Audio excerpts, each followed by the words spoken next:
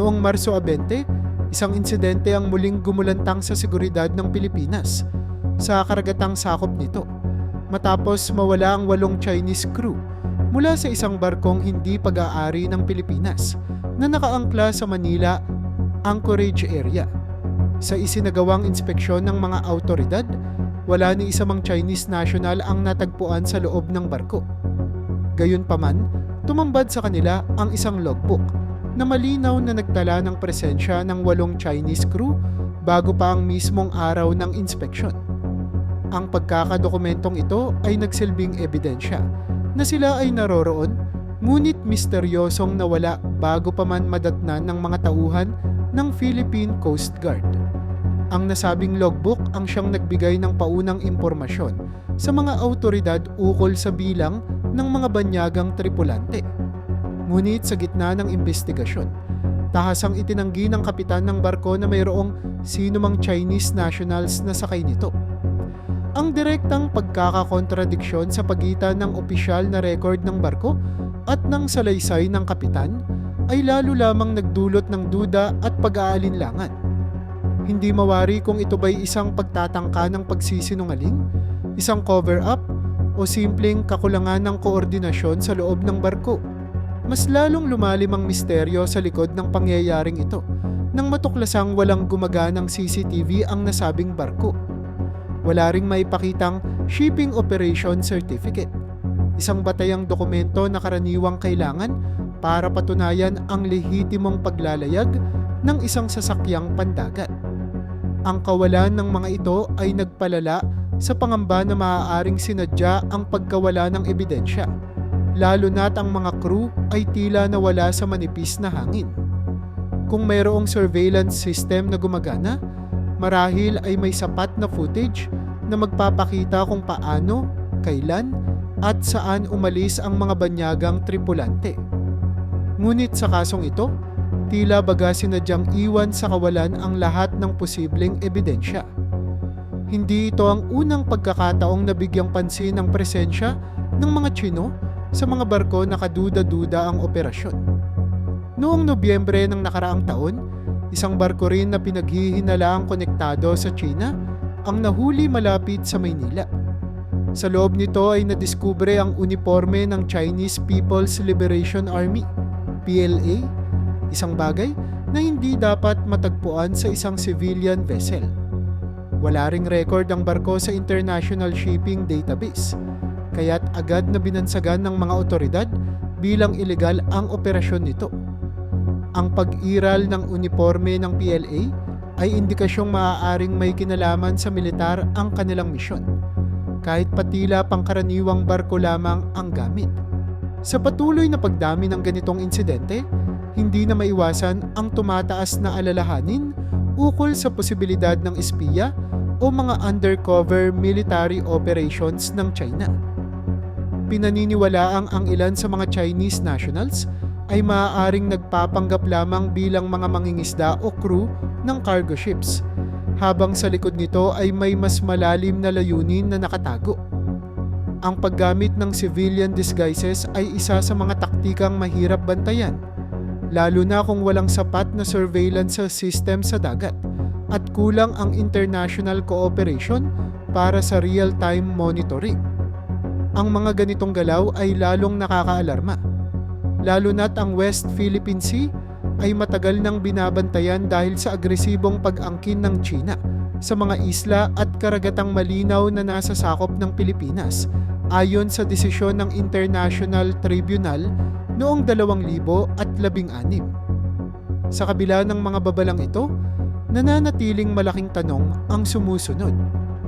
Ano nga ba talaga ang tunay na layunin ng presensya ng mga Tsino sa mga barkong palihim na pumapasok sa mga teritoryo ng Pilipinas? Sa bawat insidenteng gaya nito, mas tumitibay ang paniniwala ng marami na hindi simpleng maritime issue ang kinahaharap natin, kundi isang mas malawak na banta sa pambansang seguridad ng bansa.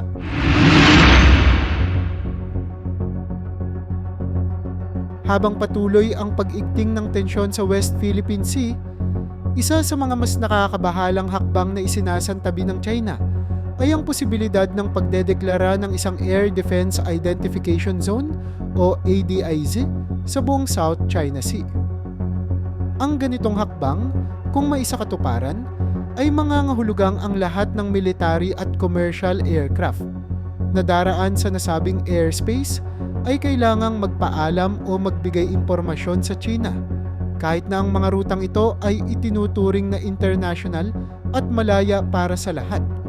Ito ay isang estratehiya na una nang sinubukan ng China noong taong 2013 sa East China Sea, kung saan agad itong binatikos at sinubukang baliwalain ng ibang mga bansa sa pamamagitan ng paglipad ng mga military aircraft sa loob ng zone na walang paalam.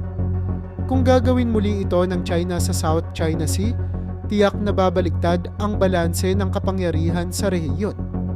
Hindi rin nagkukulang sa pisikal na demonstrasyon ng kanilang lakas ang China.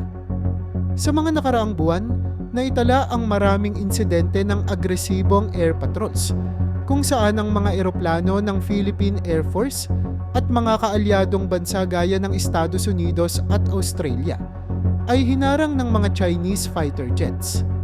Sa ilang pagkakataon, nagpaputok pa ng warning flares ang mga Chino, senyales ng pagbabanta at pagpapakita ng puwersa. Ang mga naturang jets ay lumalapit sa delikadong distansya sa mga eroplanong Pilipino na maaaring magdulot ng aksidenteng banggaan.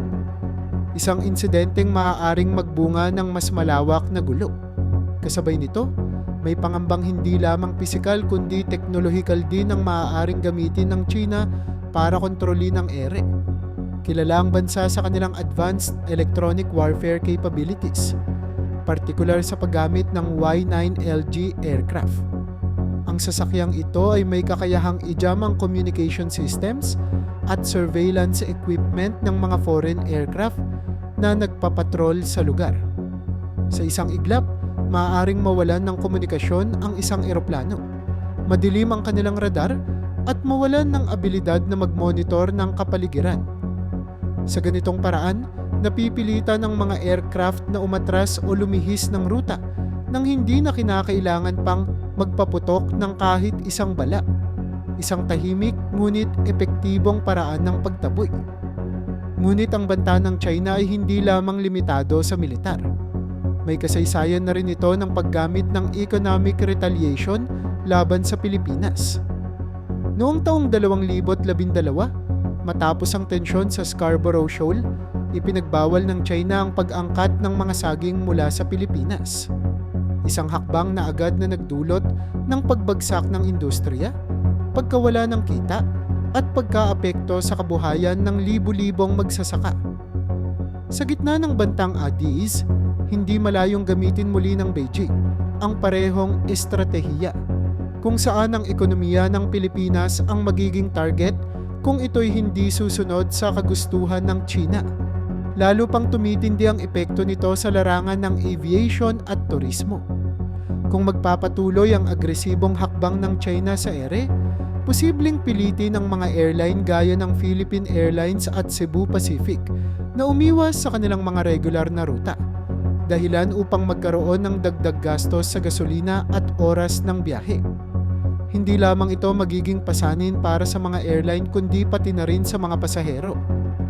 Higit pa riyan, ang turismo, na isa sa mga haligi ng ekonomiya ng Pilipinas, ay malamang na maapektuhan. Ang mga turista mula sa China, Japan at South Korea ay maaaring magdalawang isip na bumisita sa Pilipinas kung patuloy na magiging mapanganib o mahirap ang pagbiyahe sa himpapawid. Sa kabuuan, hindi lamang usaping teritorial ang kinakaharap ng Pilipinas, kundi isang masalimuot na problema na sumasaklaw sa kaligtasan, ekonomiya at relasyon sa ibang bansa. Ang banta ng ADIZ, ang mga insidente ng panghaharang sa ere, ang electronic warfare, at ang posibilidad ng economic retaliation ay nagsisilbing malinaw na babala.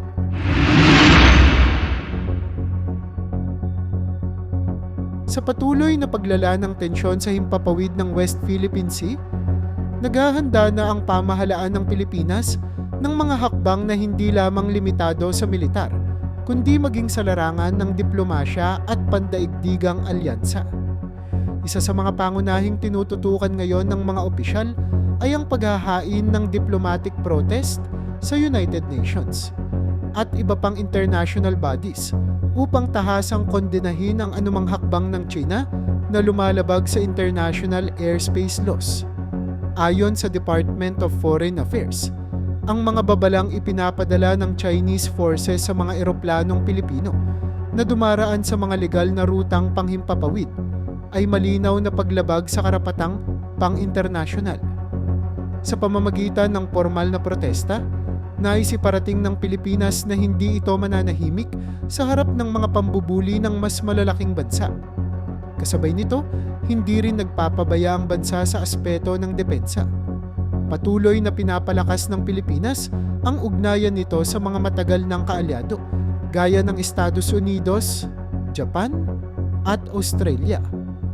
Ang mga bansang ito ay may kaparehong adhikain ang mapanatili ang kalayaan sa paglipad at paglalayag sa South China Sea. Ilan sa mga kasalukuyang hakbang ay ang pagpaplano ng joint aerial at maritime patrols na isasagawa hindi lamang sa mga pinagtatalunang teritoryo, kundi pati na rin sa mga air routes na binabantaan ng China. Sa pamamagitan ng kooperasyong ito, hindi lamang nagkakaroon ng pisikal na presensya sa lugar, kundi ipinapakita rin ng Pilipinas at ng mga kaalyado nito na handa silang harapin ang anumang agresyon ng magkakasama. Ngunit hindi sapat ang diplomatikong protesta at pakikipag-alyansa kung ang sariling kakayahan ng bansa ay limitado. Kaya naman sinimulan na rin ng Pilipinas ang pag-upgrade ng mga kagamitang militar, partikular sa larangan ng air defense. Kabilang dito ang pagbili ng mga modernong F-16 fighter jets mula sa Estados Unidos, mga surveillance aircraft para sa mas malawak at detalyadong pagbabantay sa himpapawid, at ang pagdevelop ng radar systems para sa mas mabilis na early detection ng mga posibleng banta. Layon ng modernisasyong ito na mabigyan ng bansa ng sapat na kakayahan upang hindi lamang umasa sa tulong ng mga dayuhang kaalyado, kundi para rin maipakita na kayang tumindig sa sarili nitong lakas. Habang nagpapatuloy ang tensyon, isa ring opsyon na isinasaalang-alang ng pamahalaan ay ang muling pagdadala ng issue sa International Court, gaya ng matagumpay na ginawa noong taong 2016. Sa pagkakataong iyon, pinaboran ng Permanent Court of Arbitration sa The Hague ang Pilipinas at idineklarang walang batayan sa international law ang pag-aangkin ng China sa halos buong South China Sea. Gayunpaman, tuluyang binaliwala ng China ang nasabing desisyon. Sa gitna ng posibilidad ng isang bagong ADS at mga agresibong hakbang sa ere, muling pinag-aaralan ng pamahalaan ang posibilidad na dalhin sa korte ang usapin upang bigyang diin sa buong mundo na ilegal at mapang-abuso ang mga ginagawa ng China. Sa kabila ng lahat ng ito, nananatiling isang malaking balakid ang pagkakahati-hati ng ASEAN pagdating sa mga isyong may kinalaman sa China.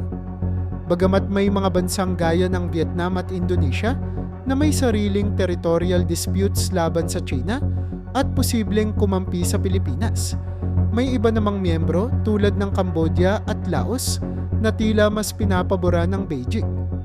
Dahil dito, nagiging hadlang ang pagkakawatak-watak ng rehiyon upang makabuo ng isang solidong posisyon laban sa mga agresibong hakbang ng China. Habang nagpupunyagi ang Pilipinas na itaguyod ang karapatan nito, kailangang kilalanin na ang tunay na lakas sa pandaigdigang politika ay nakasalalay sa pagkakaisa. Isang bagay na hanggang ngayon ay patuloy pang nilalabanan hindi lamang sa labas, kundi maging sa loob ng rehiyon.